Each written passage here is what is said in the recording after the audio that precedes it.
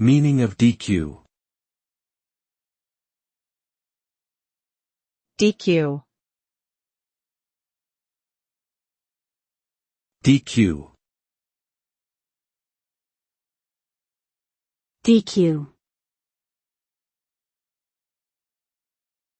DQ. DQ can have multiple meanings depending on the context in which it is used. One common meaning is data quality, which refers to the accuracy, completeness, and consistency of data. In this context, DQ is important for ensuring that business decisions and processes based on data are reliable and effective. Another meaning for DQ is disqualified, which often refers to a person or team being excluded from a competition or process due to failing to meet certain criteria or rules.